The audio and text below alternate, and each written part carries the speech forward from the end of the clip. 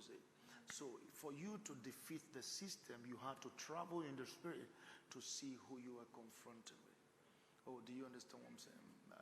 I remember, I think 2018, I was praying for a man that was trying to access a particular segment, a particular area of the government, in short, in the oil.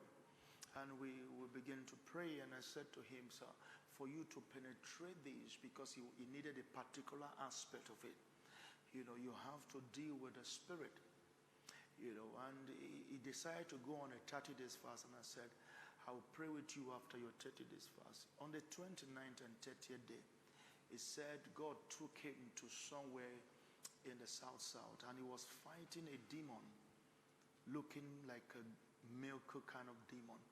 And he fought and fought and fought and fought. He woke up. He was feeling physically tired, you know, and so he called and said this. I said, I think that is the spirit of that, the spirit that controls that particular area you want. You know, funny enough, he went back to sleep after praying. He continued where he stopped. So you can imagine you continue a dream. Now, this is not waking up, going to pee and come back. There was activities in between, and he felt like going back, and the dream continues.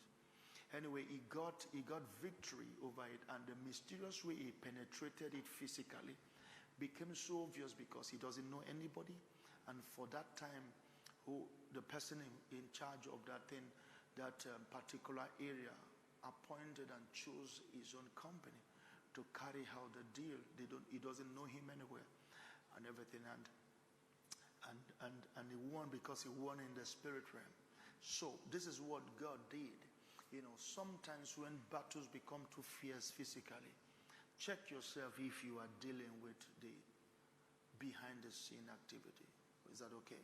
So God took him and said, come and see what is controlling the system of this. And she carried me away in the spirit realm and the wilderness, and I saw the woman sitting on a scarlet beast, which was full of names of blasphemy, having 7 heads and 10 arms. I want you to take note of all of these numbers, and we're going to explain that. So the woman was arrayed in purple and scarlet, means this speaks about wealth.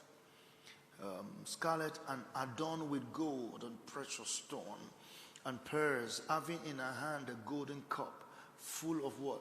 Abomination and filthiness of a fornication. So you see that this woman is described, and what they are describing about this woman is a system.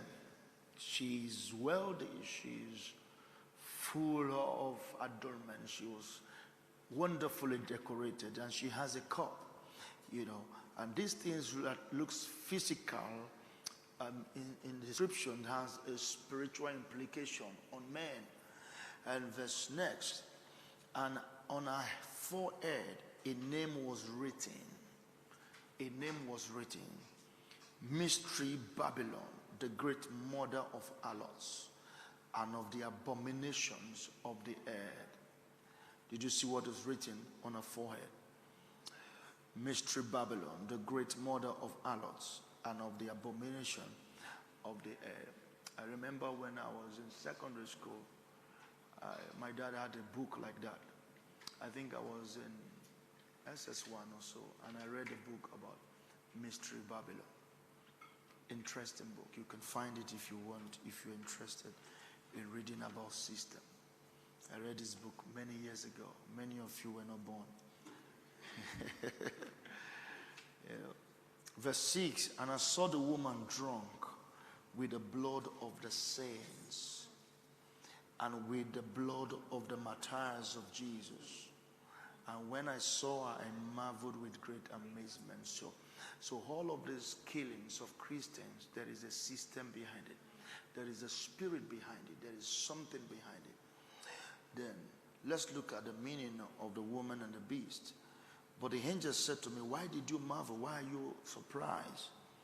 I will tell you the mystery of the woman and of the beast that carries her, which has the 7 heads and the 10 horns. So the angel wants to explain. The beast that you saw words, and is not, and we are sent out of the bottomless pit. Remember the beast? And go to perdition, and those who dwell on the earth will marvel, whose names are not written in the book of life. Say, I thank God my name is written in the book